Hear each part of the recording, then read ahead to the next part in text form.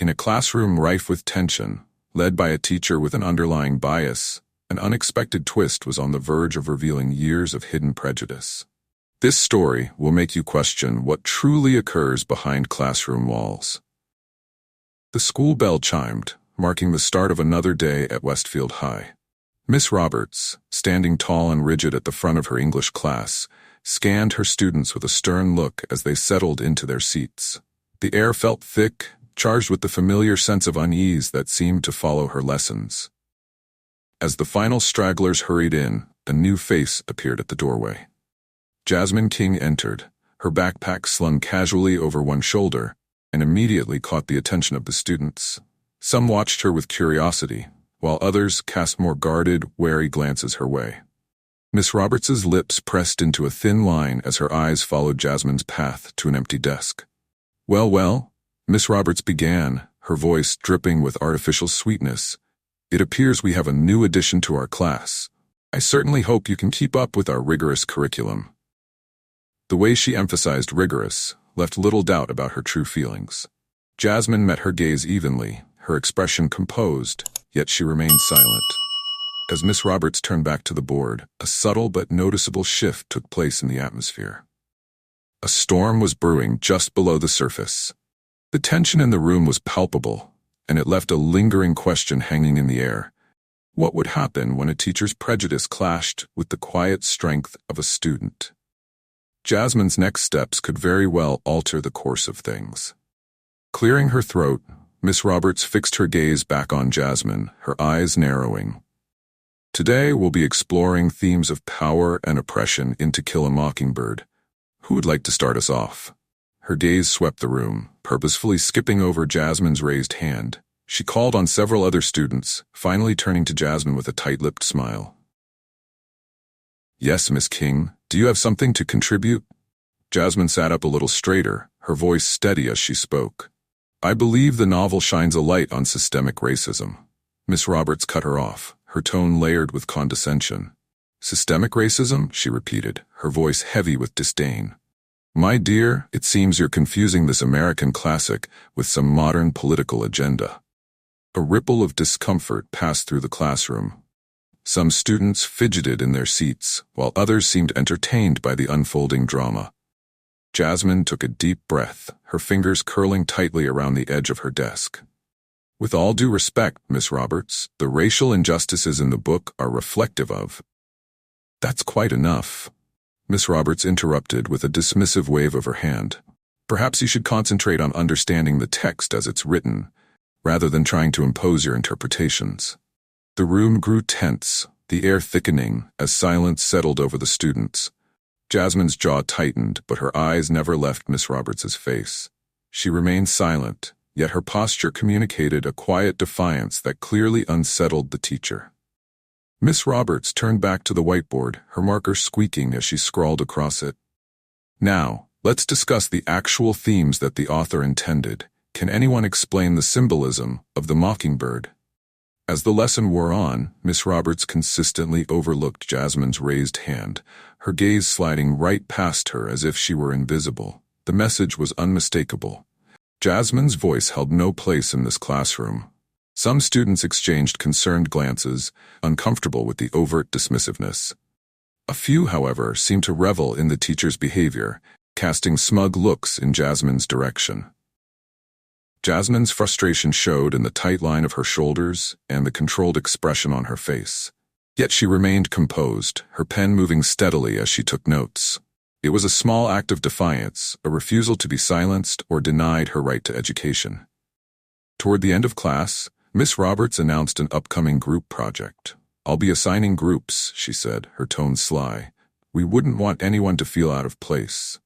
Her words hung heavily in the air, a veiled challenge aimed at Jasmine. Jasmine's eyes narrowed slightly, fully recognizing the implications. She squared her shoulders, her gaze meeting Miss Roberts's with unwavering determination. The bell rang, signaling the end of class, and students began gathering their belongings. Jasmine took her time, her movements calm and unhurried. Just as she reached the door, Miss Roberts called out, Miss King, may I have a word?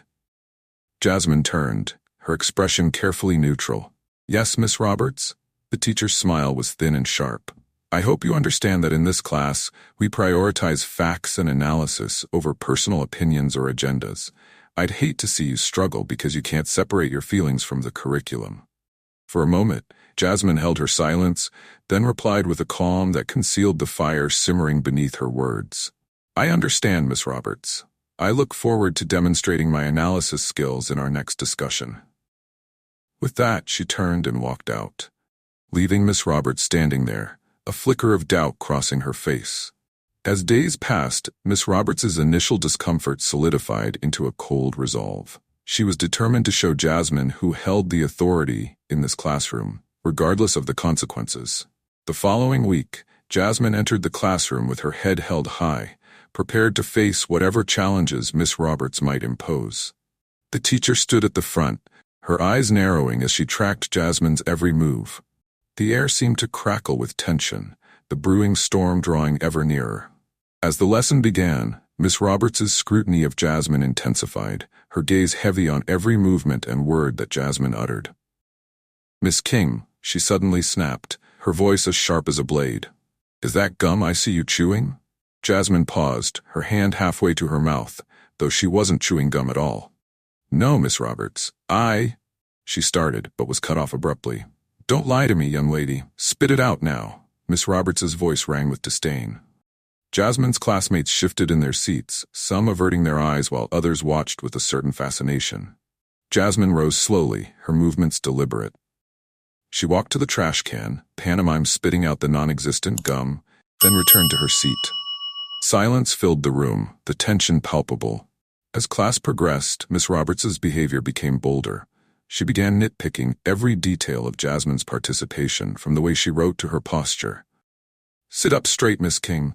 This isn't some casual hangout spot, she barked, ignoring the fact that Jasmine's posture was no different from anyone else's. Jasmine's frustration was visible in the tension in her jaw, her fingers curling tightly around her pen.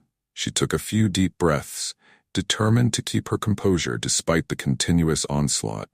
Her resolve remained unbroken as the class wore on, her quiet determination only growing stronger in the face of the relentless challenge. The dynamics within the classroom began to shift as Miss Roberts's behavior toward Jasmine became more transparent.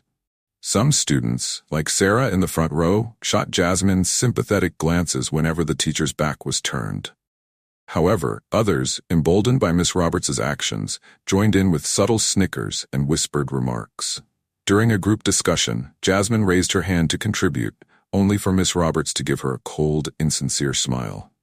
Yes, Miss King, she drawled, her tone dripping with disdain, do enlighten us with your unique perspective. Jasmine's voice remained steady as she began, but Miss Roberts cut her off almost instantly. I'm sorry, but could you please enunciate more clearly? Some of us can't understand certain dialects, she said, her voice layered with contempt. A shocked silence fell over the classroom as a collective gasp rippled through the students. Jasmine's eyes widened, her hands clenching into fists beneath her desk. The prejudice that had been carefully veiled was now fully exposed, raw and unmistakable. As the bell signaled the end of class, Miss Roberts called out, Miss King, please stay behind. We need to discuss your performance. Jasmine approached the teacher's desk, her heart pounding, though her expression was calm and composed.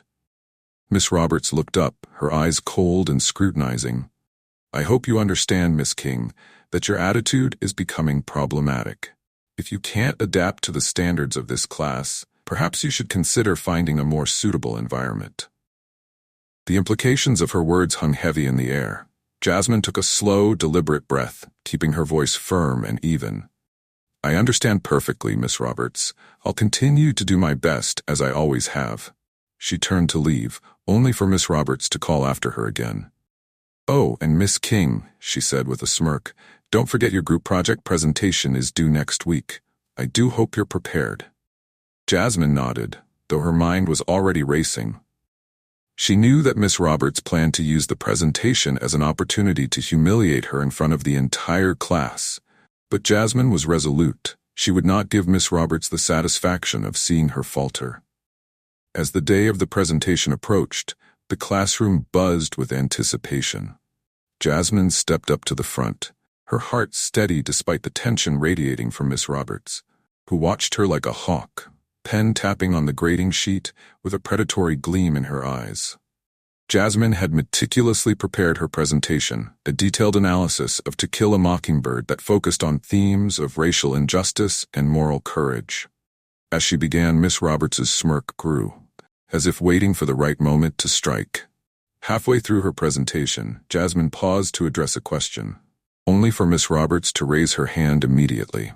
"Miss King," she said, her voice laced with mock sweetness, "I'm curious about your choice of focus. Don't you think you're overemphasizing certain aspects of the novel?" Jasmine furrowed her brow but answered steadily, "I believe the racial themes are central to understanding the book's message, Miss Roberts." Harper Lee herself said. Jasmine started, only for Miss Roberts to interrupt with a sharp tone. "I'm well aware of what the author said," she snapped. "But I'm more interested in why you seem unable to appreciate the broader literary merits beyond your personal biases." Another gasp swept through the classroom, and Jasmine's hands clenched at her sides as she struggled to maintain her composure. "I don't believe my analysis is biased, Miss Roberts," she said, her voice calm but edged with emotion. "Each point I made is supported with textual evidence and scholarly sources." Miss Roberts abruptly stood, the chair scraping loudly against the floor as she walked to the front, placing herself between Jasmine and the rest of the class. "Let me make something clear, Miss King," she said, her voice cold and unyielding. "This obsessive focus on race is not only misguided, it's disruptive to the learning environment. Perhaps at your previous school, such narrow interpretations were acceptable. But here we expect a higher level of academic rigor." The room fell silent, the tension so thick it felt suffocating. Some students stared at their desks, unable to look at Jasmine, while others watched the confrontation with horrified fascination. Miss Roberts continued her tirade, her voice rising as she spoke.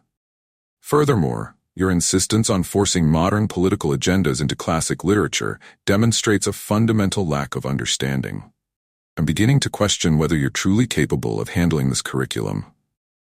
Jasmine's eyes glistened with unshed tears, but she refused to look away or back down. "With respect, Miss Roberts, I disagree," she said, her voice trembling slightly but determined. "The themes of racial injustice in To Kill a Mockingbird are as relevant today as they were when the book was written. Ignoring them does a disservice to the author's intent." "Enough," Miss Roberts snapped. "Your attitude is bordering on insubordination. I suggest you take your seat and reflect on whether you're truly prepared for the standards of this class." Jasmine gathered her materials slowly, feeling the weight of humiliation pressing down on her shoulders. As she moved to sit down, a small voice spoke up from the back of the room. "I thought Jasmine's presentation was really good." The student, a boy named Peterson, said quietly. Miss Roberts whirled around, her eyes flashing with anger. "And what exactly would you know about literary analysis, Mr. Peterson? Perhaps you'd like to join Miss King in detention if you're so eager to express your own academic shortcomings." The boy shrank back, silenced, while Miss Roberts turned her steely gaze back to Jasmine, who stood frozen by her desk. "Well, what are you waiting for? Sit down, so we can proceed with presentations that are actually worth our time." Jasmine sank into her seat, her face flushed with a mixture of anger and shame. She could feel the eyes of her classmates on her, some filled with sympathy, others with barely concealed amusement. The injustice of it all threatened to overwhelm her. But she took a few deep, steadying breaths as Miss Roberts called the next student to present. Her mind raced, and though she knew she couldn't challenge Miss Roberts directly without risking further humiliation, a quiet determination began to grow within her. She wouldn't let this stand. Somehow she would find a way to make her voice heard. As Jasmine sat there, thoughts of justice and retribution churning within her, fate intervened with an unexpected twist. The classroom door opened and Miss Roberts looked up, a smug smile already curving on her lips. "Class," she announced, her tone overly saccharine, "I have an important announcement. I've decided it's time for a parent-teacher conference regarding Miss King's performance." Jasmine's heart began to race, a mixture of dread and defiance coursing through her veins. She knew her father would stand by her side, but the thought of him confronting Miss Roberts, of watching her twisted biases play out in front of her family, filled her with an unsettling blend of emotions. She straightened, her determination hardening. Whatever came next, she would face it head-on, prepared to confront the prejudice that had for too long been allowed to fester in silence. The storm of tension continued to build in the small conference room as Miss Roberts grew increasingly oblivious to the principal's quiet, measured demeanor. She continued speaking, her voice thick with self-assuredness. "You see, Mr. King, I've been concerned about Jasmine's disruptive behavior. Her performance and attitude are simply incompatible with the standards we uphold in this school." Mr. King remained silent, his eyes fixed on Miss Roberts, who interpreted his silence as agreement. "For instance," she continued, "she challenges me constantly, and it's not just her words, it's her tone, her mannerisms. She gives off this sense of superiority, as if she knows better. And in my classroom, that's unacceptable." He nodded, his face unreadable. "I see. And you believe Jasmine's background might explain this, is that right?" His words were deceptively simple, but they had an edge that was impossible to miss. Miss Roberts smiled, mistaking his question for sympathy. "Exactly. I don't know where she attended before, but I can only assume that her previous school did not hold students to the same rigorous standards we do here. There's no way she could have been exposed to the kind of intellectual environment we strive to foster at our institution." Mr. King's jaw tightened slightly as he leaned forward, his eyes meeting hers directly. "Miss Roberts, let me clarify something for you," he said, his voice controlled but firm. "Jasmine is my daughter, and I've raised her to be respectful, curious, and unafraid to engage with ideas, even those that may challenge her or others."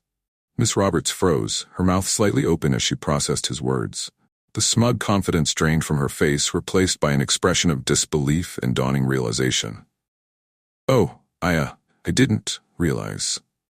Mr. King continued, undeterred by her sudden discomfort. "I've reviewed Jasmine's academic record, and let me assure you, she has excelled in environments that value both intellectual rigor and respectful discourse. In fact, we moved here specifically because we believed this school would support her growth, offering her an environment where her voice would be respected." Miss Roberts stammered, her usual composure slipping. "Well, I apologize, Mr. King. I had no idea she was related to you." Mr. King's gaze did not waver. "That's precisely the problem, Miss Roberts. It shouldn't matter who Jasmine's parents are. She deserves to be treated with the same respect and encouragement as any student. Discrediting her ideas or belittling her perspectives because they don't align with your interpretation of the curriculum is not only unprofessional, it's a betrayal of the very purpose of education." Miss Roberts flushed, momentarily at a loss for words. She began to speak, then stopped, clearly grasping for an explanation that would redeem her behavior. I only meant to guide her, Mr. King. To Kill a Mockingbird is about so much more than race. It's a story about humanity, universal morals. Yes, but it's also a story that confronts the painful realities of racial injustice, Mr. King said, his tone unwavering. Dismissing Jasmine's interpretation because it emphasizes race, especially when that's an undeniable theme of the novel, sends a message that certain perspectives, her perspectives, are unwelcome here. And that's a message I simply cannot tolerate. He leaned back, his calm demeanor returning as he watched her wrestle with his words. As her teacher, it's your responsibility to cultivate her strengths, to encourage her intellectual bravery, not to silence her for the sake of convenience or personal comfort. Miss Roberts swallowed, nodding slowly as the gravity of his words sank in. "You're absolutely right, Mr. King," she murmured, visibly contrite. "I apologize if I allowed any personal biases to influence my teaching. That was never my intention." Mr. King regarded her for a moment before continuing. "Intentions aside, actions matter more. Jasmine deserves a fair chance to succeed in this class, free from hostility or prejudice. Going forward, I expect her to be treated with the respect she's earned, and I expect to see evidence that her ideas, her voice, will be given equal weight." Miss Roberts nodded again, her earlier bravado now fully dissolved. "Of course, Mr. King. I'll do better. I'll ensure Jasmine has a positive experience in my class from now on." Satisfied, Mr. King stood, his posture relaxed but commanding. "Good," he said simply. I trust you'll keep your word." As he turned to leave, Miss Roberts watched him go, the weight of the conversation still settling over her.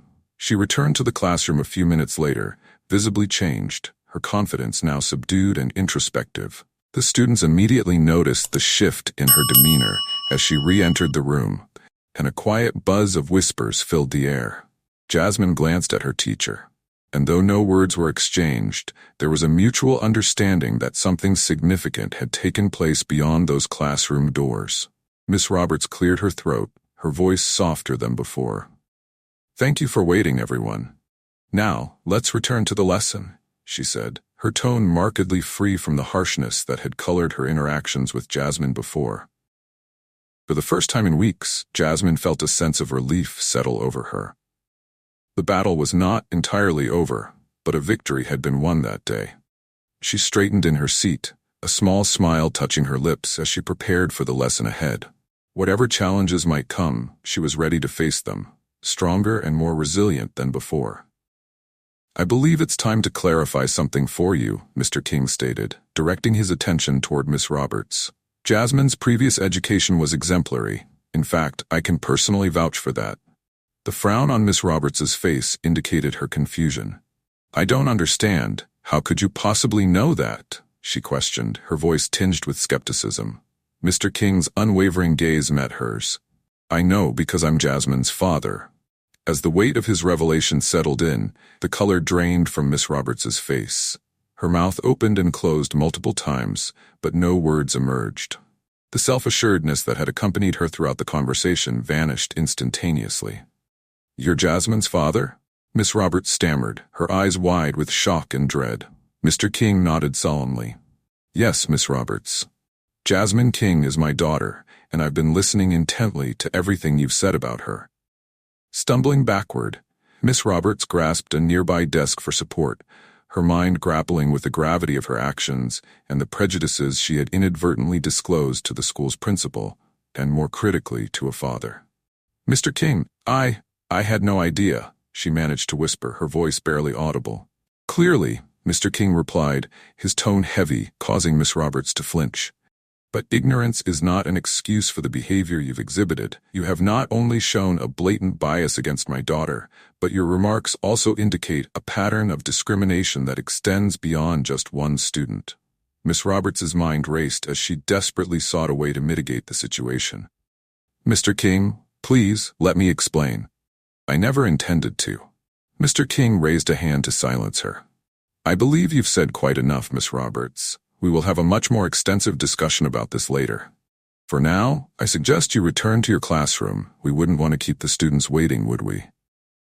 As Miss Roberts numbly nodded and prepared to leave, Mr. King added, "Oh, and Miss Roberts, I'll be observing your class for the rest of the day. I'm very interested in witnessing your teaching methods firsthand." Mr. King's calm demeanor concealed the turmoil beneath as he re-entered the classroom, closely followed by a visibly shaken Miss Roberts. The atmosphere shifted dramatically.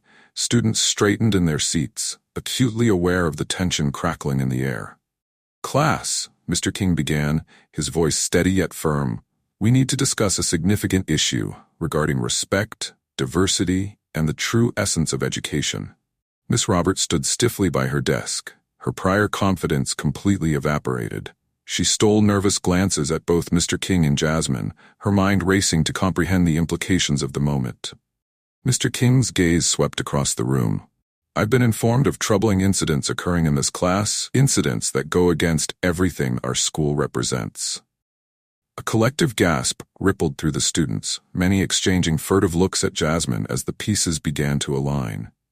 "Miss Roberts, would you care to explain to the class why you deemed it necessary to consistently undermine and belittle one of your students?" The teacher's mouth opened and closed, her words escaping her. "Mr. King, I never meant to." "Never meant to what, Miss Roberts?" Mr. King's voice rose slightly, the composure he had worked so hard to maintain beginning to unravel. "Never meant to make racially biased assumptions about a student's background? Never meant to dismiss valid interpretations of literature simply because they didn't fit your narrow viewpoint?"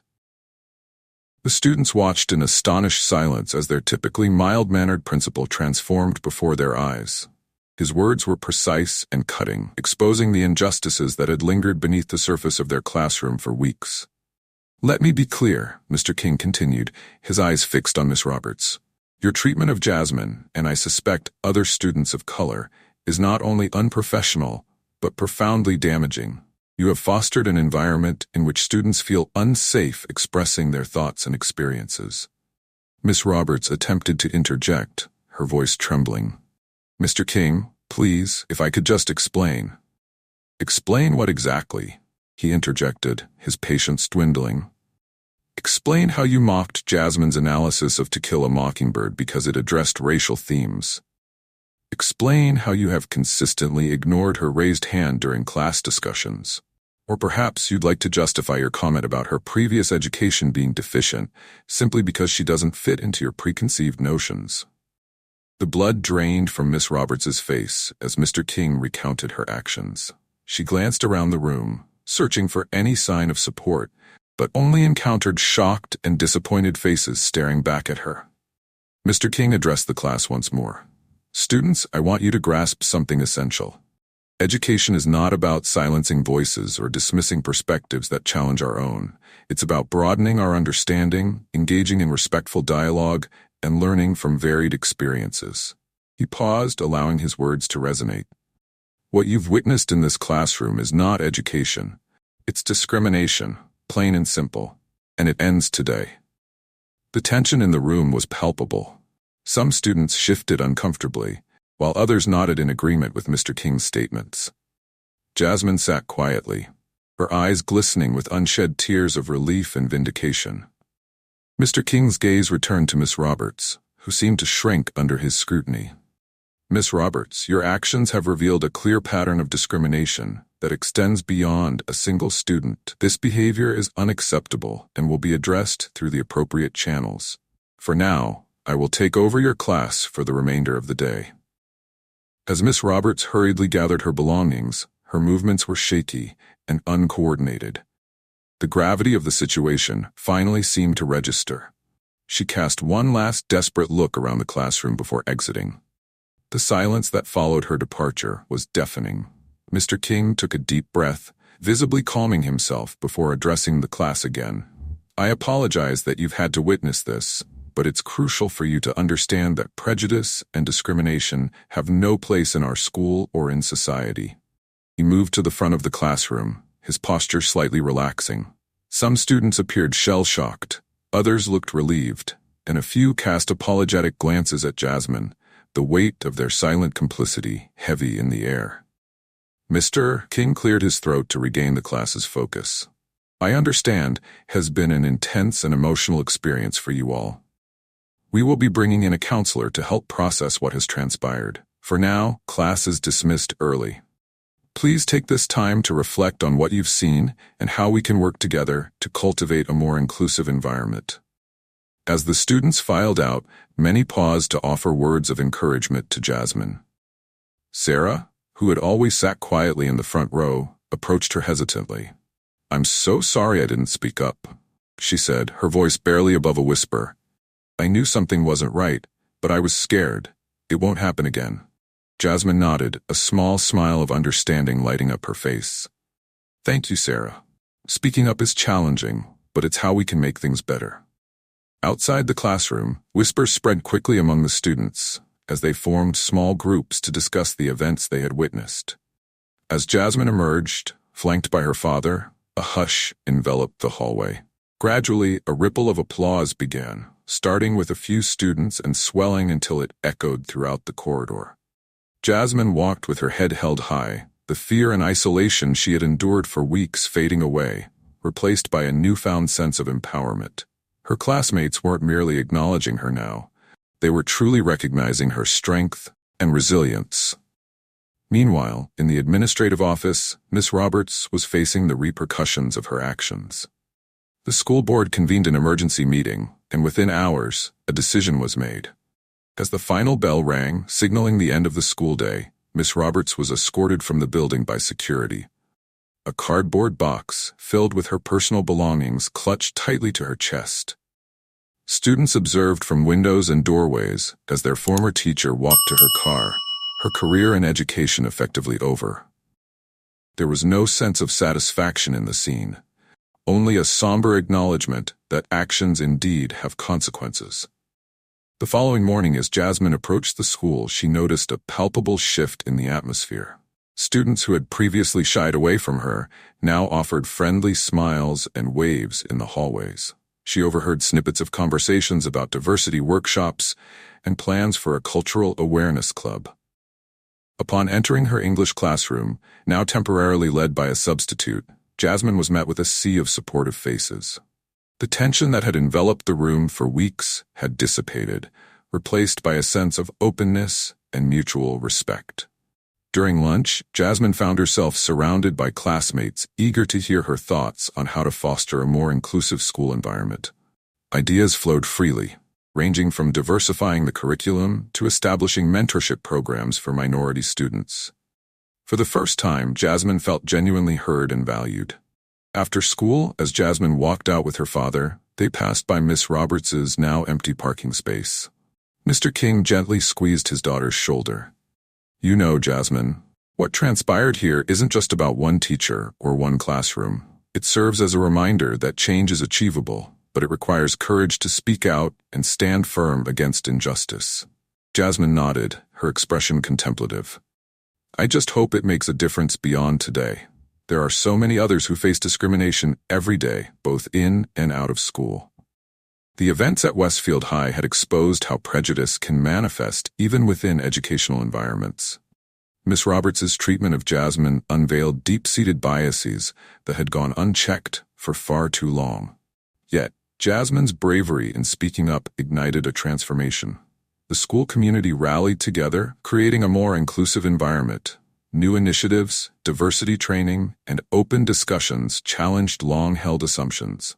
Students and teachers alike were prompted to confront their biases and blind spots. Jasmine's evolution from a victim to a leader demonstrated the power of resilience in the face of injustice, and her determination to transform pain into positive change inspired others to reflect on their beliefs and actions.